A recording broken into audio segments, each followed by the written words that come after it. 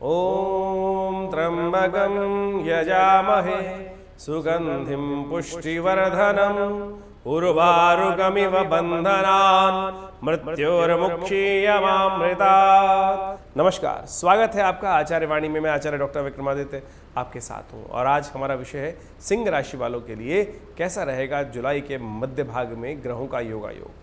देखिए, जुलाई का महीना वैसे ग्रहों के परिवर्तन के हिसाब से बहुत ही महत्वपूर्ण है। ग्रहों का परिवर्तन हुआ है, मंगल का परिवर्तन पहले ही हो चुका है और आगे आगे विशेष तौर पर बुध का परिवर्तन बहुत इंपॉर्टेंट जुलाई के मध्य भाग में होने वाला है। सूर्य का परिवर्तन होने वाला है और ये दोनों के दोनों महत्वपूर्ण परिवर्तन है। बुध का उदय होना एक तरह से बहुत ही शुभ रहेगा और बुध जिस प्रकार से शुभ योग बनाएगा, आगे बढ़ने के अद्भुत अवसर आपको प्राप्त हो सकते हैं। आगे बढ़ने के योग आपको आपके जीवन बनते दिखाई दे रहे हैं। ऐसे में ग्रहों के दृष्टिकोण से आपको समझ लेना चाहिए किस समय में आपको क्या सावधानी बरतनी है और कौन से योग में आपको विशेष तौर पर लाभ होने की स्थिति बनने वाली है। 11 तारीख की यदि हम बात करें तो 11 जुलाई की सबसे पहले बात कर लेते हैं। 11 जुलाई को नवमी तिथि है सावन के कृष्ण पक्ष की और साथ साथ मंगलवार का अवसर है और चंद्रमा बड़े शुद्ध रूप से आपके जीव राशि के अनुसार से बड़े कल्याणकारी योग बनाने वाले हैं। धन लाभ की स्थिति बनती दिखाई दे रही है। भाग्य से, धर्म कार्यों से विशेष तौर पे आगे बढ़ने के अवसर आपको प्राप्त हो सकते हैं। 11 तारीख के ग्रह योग बहुत ही शुभ है, लेकिन एक बात सावधान रहें, जो लोग जिन बच्चों का जातकों का उस दिन जन्म होना है, जिनके परिवार में जन्म हो रहा है, ऐसे जातकों का विशेष तौर पर मूल शांति अवश्य कराई, क्योंकि इस दिन अश्विनी नक्षत्र विद्यमान है और वो एक तरह से गणमूल नक्षत्र के अंतर्गत आता है। तो ऐसे में जो जातक जन्म ले रहे हैं उनकी मूल शांति करानी परम आवश्यक है, अन्यथा उनका ग्रहों का योगायोग परिवार के लिए भारी पड़ सकता है।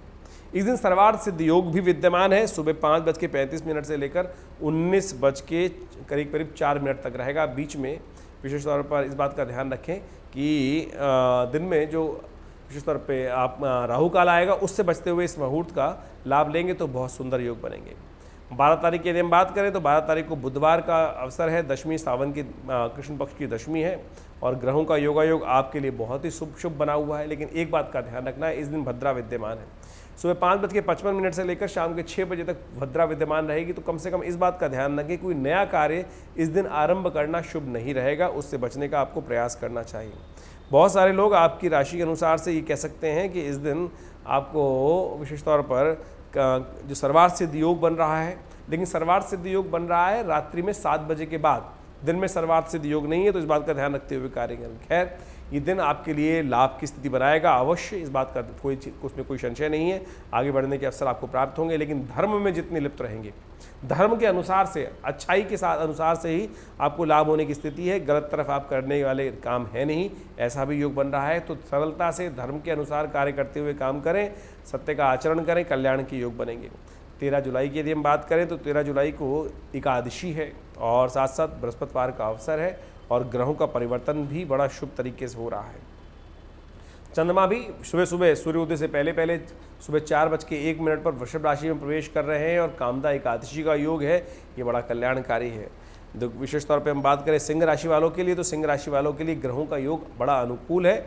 आपके लिए आगे बढ़ने के मार्ग आपको प्रशस्त हो सकते हैं और आप जिस भी कार्य को करेंगे बहुत सुंदर तरीके से कार्य करने के योग बनेंगे। लेकिन बच्चों के लिए समय थोड़ा भारी दिखाई देता है, थोड़ा सावधानी के साथ कार्य करें, बच्चों पर गुस्सा बेकार ना करें और उनके निमित्त कुछ गेहूं इत्यादि का दान करना आपके लिए अच्छा रहेगा। कामदा एकादशी है, भगवान विष्णु का पूजन करें और साथ साथ हो सके तो संत महात्माओं के निमित्त कुछ दान पुण्य करें, चावल का दान करें, कल्याण होगा। 14 जुलाई की यदि हम बात करें तो शुक्रवार का अवसर, द्वादशी तिथि और प्रदोष है। उस दिन शुक्रवार और प्रदोष ये बहुत सुंदर योग बनता है। ऐसे महालक्ष्मी को प्रसन्न करने का प्रयास करना चाहिए।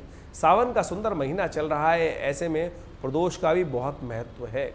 तो कैसे कोशिश ये करें, भगवान शिव का विधि विधान के अनुसार से पूजन करें, उन्हें बिलपत्र अर्पित करें, इससे महालक्ष्मी प्रसन्न होंगी और साथ साथ कल्याणकारी योग बनेंगे। ग्रहों के योग आपके लिए बड़े अनुकूल दिखाई देते हैं। आपके कार्यस्थल में आपकी थोड़ा सा आगे बढ़ने के अवसर आपको प्राप्त हो सकते हैं, लेकिन एक बात का सावधान रहेगा, शनि महाराज आपकी राशि के अनुसार से मंगल के बिल्कुल समक्ष चल रहे हैं, तो ये बेकार के क्लैश उत्पन्न करने के योग दे सकते हैं। सरलता से काम कराने का प्रयास करें, कहीं किसी बात पर अड़े ना और शाम के समय महालक्ष्मी का प्रसन्न करने के लिए विशेष तौर पर भगवान शिव का रुद्राभिषेक करें, जल का अभिषेक करें उनका, और विशेष तौर पर उन पर बिलपत्र अर्पित करिएगा जैसा हमने कहा आपको। 15 तारीख के ग्रह योग की गणना के अनुसार से शनिवार का अवसर है, त्रयोदशी तिथि है और मिथुन में चंद्रमा प्रवेश करेंगे 11:25 के आसपास। आपकी राशि के अनुसार से बड़ा सुंदर योग बन रहा है और एकादशवें भाव में चंद्रमा जा रहे हैं और वो कल्याणकारी योग बनाएंगे, आपके लिए लाभ की स्थिति उत्पन्न कर सकते हैं। लेकिन फिर भी हम अब कहेंगे कि आपकी राशि के अनुसार से थोड़ा कन्या पूजन यदि कर लें तो बहुत सुंदर लाभ प्राप्त होने के योग बन सकते हैं। कन्या पूजन विशेष तौर पर करना आपके लिए कल्याणकारी रहेगा। इस दिन मासिक शिवरात्रि भी है और ये बड़ी कल्याणकारी है।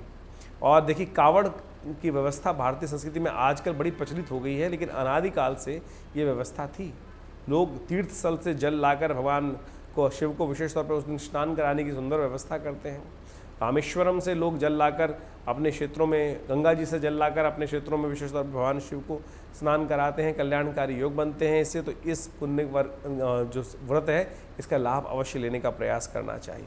आपके ग्रह बड़े अनुकूल दिखाई दे रहे हैं, आगे बढ़ने के अवसर आपको प्राप्त होंगे और बुध भी उदय होने जा रहे हैं। बुध का उदय होना आपके लिए थोड़ा सा खर्चे बढ़ाने वाला रहेगा, तो सावधानी के साथ कार्य करने की ज़रूरत है। और एक बात का और ध्यान रखिएगा, थोड़ा सा अपने स्वभाव में परिवर्तन लाने का प्रयास करें। कहीं बनती बनाई बातों को विशेष तौर पे ऐसा ना हो जाए कि आपके थोड़े से गलत स्वभाव के कारण से, थोड़ी उदासीनता के कारण से चीज़ें आपके हाथ से निकल जाएं। तो इस बात का ध्यान रखिएगा, तो अन्यथा कष्ट होने के योग बन सकते हैं। आपकी राशि के अनुसार से हम बात करें सिंह राशि वालों के लिए, तो 16 जुलाई का जो तिथि है वो रविवार का अवसर है और इस दिन संक्रांति का पुण्य भी पड़ रहा है।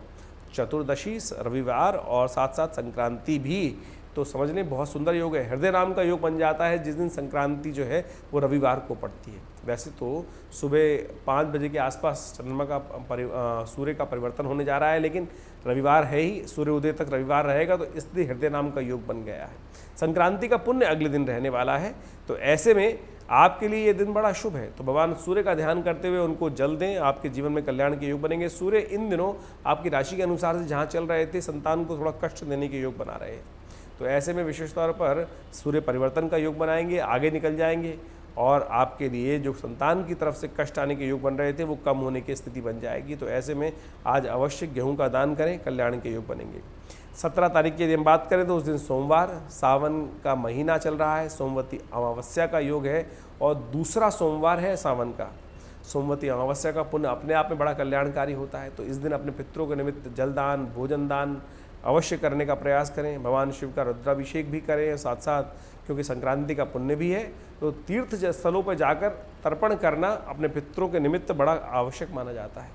और ग्रहों की स्थिति विशेष तौर पर यदि हम बात करें तो आपके लिए अनुकूल दिखाई देती है, स्थिति अच्छी है। चंद्रमा का एकादशवें भाव में बैठना आपके लिए कल्याणकारी योग बनाने वाला है और सूर्य भी आगे निकलने वाले हैं, तो ये आपके लिए अच्छा रहेगा। लेकिन थोड़ी महत्वाकांक्षा बढ़ सकती है इन दिनों में, आने वाले समय में, तो इसलिए अपनी सीमा को पहचानते हुए, अपने लेवल को पहचानते हुए कार्य करने का प्रयास करें। अपनी जो परिधि है उसको ना लांघे आने वाले 1 महीने में। इसके ऊपर हम अलग से एक वीडियो बनाने जा रहे हैं संक्रांति के ऊपर, तो वो आप समझ लीजिएगा क्या क्या आपके जीवन में कल्याणकारी योग बनने की स्थिति बनेगी। आपके लिए ग्रहों का विशेष तौर पर समझना परम आवश्यक है। 18 जुलाई की यदि हम बात करें तो उस दिन मंगलवार का अवसर है, प्रतिपदा तिथि है और मलमास आरंभ हो रहा है। इस दिन पुरुषोत्तम मास जिसे कहा जाता है, बड़ा पुण्यदायक अवसर माना जाता है। कहा जाता है कि जब सृष्टि के आरंभ में जब मलमास जब आया तो वो जाकर भगवान विष्णु के समक्ष अपना जो व्यथा थी वो उपस्थित करता है कि सब लोग मुझे मलमास के नाम से कहते हैं, क्या मैं विशेष तौर पर मल हूँ? और मैल के रूप में, यानी जो बचा हुआ 2 संक्रांतियाँ जब बीच में पड़ जाती हैं और मास परिवर्तन नहीं होता है, तो उस तिथियों को विशेष तौर पर, यानी 30 दिन के पहले जब 2 संक्रांति पड़ जाती हैं तो इस तिथि को विशेष तौर पर मलमास के रूप में जाना जाता है। और ये मलमास इस बार सावन के पड़ रहा है, बड़ा पुण्यदायक अवसर बनने वाला है। तो ऐसे में कोशिश ये करें भगवान शिव की विशेष तौर पर आराधना करने का प्रयास करें।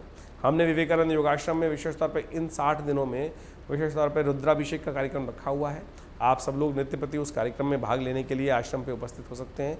लाभ के योग बनेंगे, कल्याणकारी योग बनेंगे। आप कोशिश करें इस दिन विशेष तौर पर गेहूं का दान करें, आटे का दान करें, आपके लिए कल्याणकारी योग अवसर रहेगा। चंद्रमा आपके लिए प्रशस्त है, लाभ के योग बनाने वाला है, आगे बढ़ने के अवसर आपको प्राप्त हो सकते हैं।